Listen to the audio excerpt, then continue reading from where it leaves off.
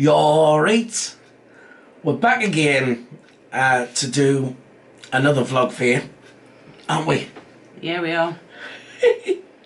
I got in last night after work, after doing my shift at Cosy Joe's in Newcastle, and I came home and I was on the Sunderland Message Board, and we came across the topic, "We Phillie, bit of a hypocrite."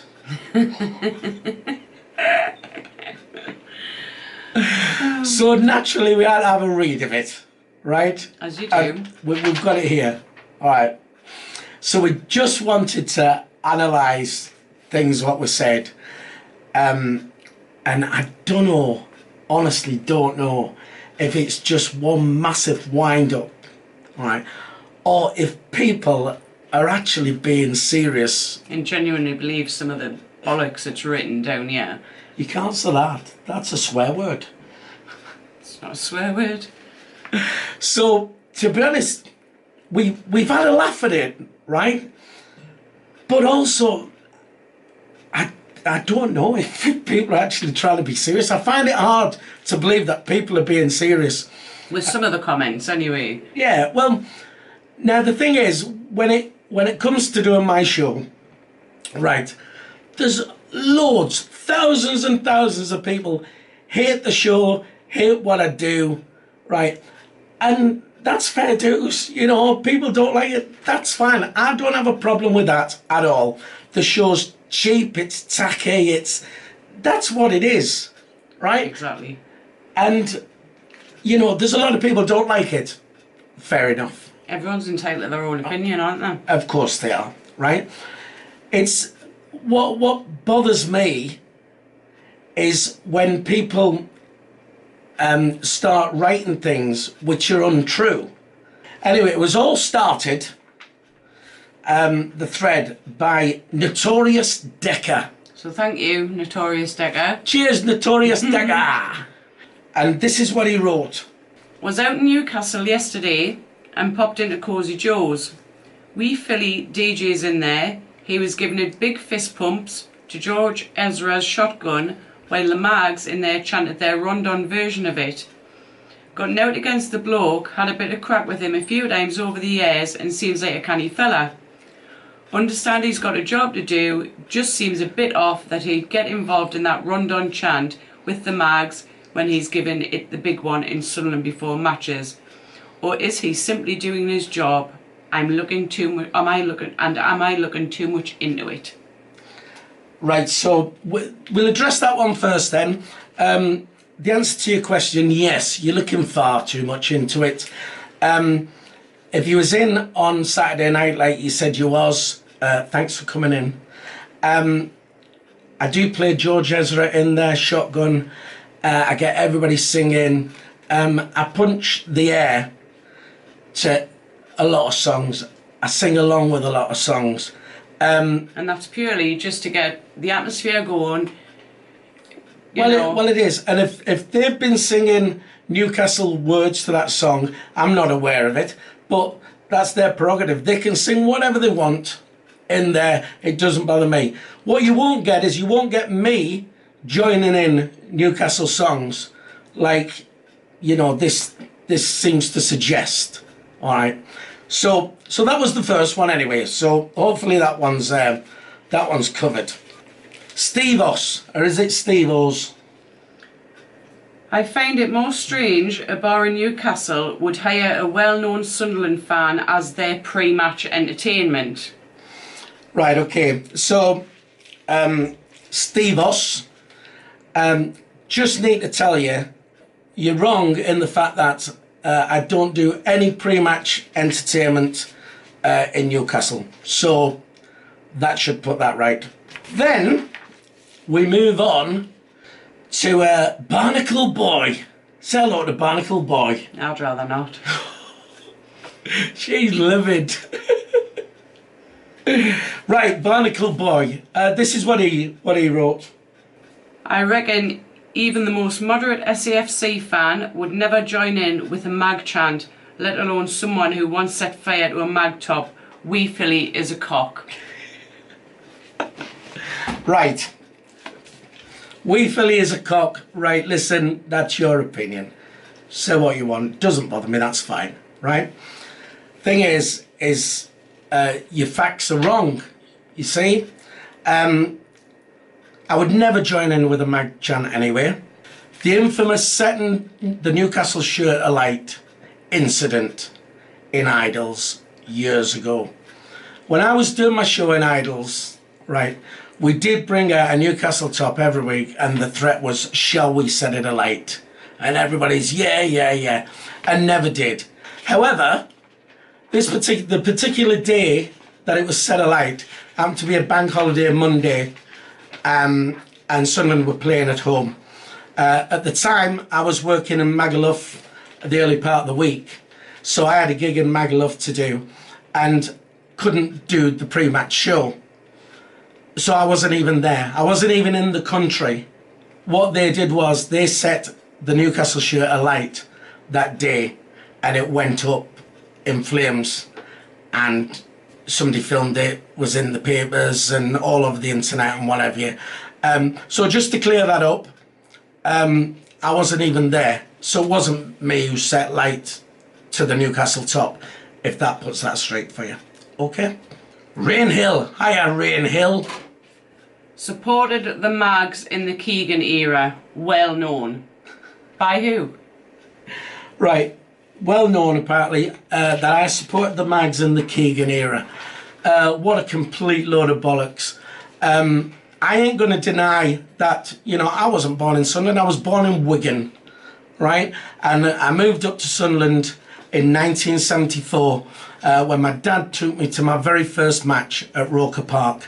My very first football game. I'd been to rugby because of living in Wigan. It was all rugby. But my very first football match I went to was a Sunderland game in 1974, and I've supported Sunderland ever since, and I consider myself a Mackem, alright, and I love Sunderland through and through.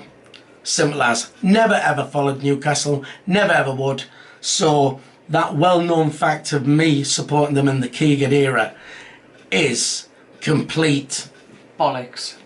There you go. Then we've got Secret Visage. Hi, Secret Visage. Oh, hang on. She likes Secret Visage. Yeah, I like him. If I recall correctly, he has an interest in the business. He's a canny fella and his lass is nice as well. See, she said I had to put that one in because you said his lass is nice as well. And I am nice until I'm rattled. And then we've got Gyro Jim. Hello, Gyro Jim. I'm not going to judge you on your name. I thought it was well known he does pre-match entertainment for us both. Once again, we've already said I don't do pre-match entertainment over in Newcastle. You know, it bothers me because I love the lads so much, right? Because if I didn't, I would do Sunderland one week, I would do Newcastle the next week, I'd be earning double the money, and when people started saying, oh, he does Newcastle, I'd say, well, so flip. I'm not bothered. It wouldn't bother me, you know. But it does bother me when people try and say, you know, I'm a Newcastle fan and this, that, and the other, and it's just complete, utter bollocks. Thank you. Then we've got Black Cat Gypsy. Hiya, Black Cat Gypsy. He's about as funny as AIDS. Oh, hilarious. I can't imagine DJing in local pubs and clubs pays that well. If it's his full-time job, he'd take work wherever he can get it. Right, well, Black Cat Gypsy, it is my full-time job. It's the only job I have. It's the only job I do. You need to do your research. You know, you're stating something that right, you haven't got a clue about. That you haven't researched. You don't know. You know, it is my only job. And you know, it puts food on the table for us. And it's done it for the last 30 years. Now my personal favourite. Oosh, yeah. Hiya, oosh, yeah. She hates you. Where does he do his act? Before our games. I think it's high time we made our feelings on his fraternising with the Mags public. Possibly go to the bar en masse and chant songs criticising him. This has got to be a wind-up. This cannot be serious. You are not telling me you're serious about wanting to demonstrate at the venue where I do the show. It's laughable. I can't believe you're serious, right? And also, to do that, you will have to leave your house, get from behind your keyboard and actually leave the house and possibly even go to the match to do that. Just saying. She's a bit angry. It's got to be a joke, really. But never mind, we'll move on.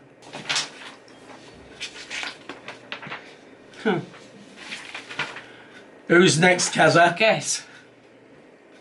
Who's here again? Let's get down there for a show of unity. You can't have it both ways. It's a disgrace what he's done. Well, first of all, what has he done? What has he done? And secondly, just what I said before, you need to get out from your house to do that, okay, love? It's got to be a wind-up. The thing is, right, it has to be a wind-up. You can't be serious. If you are serious, then why would you then want to try and take away my livelihood over something which is totally untrue? You know, you may hate what I do, as do many, many people, but unfortunately for you, there's still enough people like what we do, because if there wasn't, if people didn't like what I did, people would not come into the venues. If there wasn't a market for it, I wouldn't be earning. And it's as simple as that. Next. Who's yeah, you've not half rattled her cage. No. Who's next, Kazza? Guess. Who's yeah again? Kazza's favourite. Are you with us or what for this demo? He needs to be driven out of the city. Right, well, the thing is, to be driven out of the city probably can't be done by yourself, because you're probably only 14 or something, or whatever you are. Or you probably don't actually have a car. So, well, I need to be driven out of the city, but for what? For, oh yeah, because you think I do Newcastle and Sunderland for the football. Oh, yeah, no. Hello, the butcher. Hiya, the butcher. We like the butcher. I seen him at the match last week. Already makes him more of a MLF than quite a few on here. Well said. A massive lads fan. You see, there's a lot of people on this message board who I've probably never even been to a game. So, and I do, and I respect that people say things like that, you know. So, thanks, the butcher. Top guy. And then we've got Notorious Decker.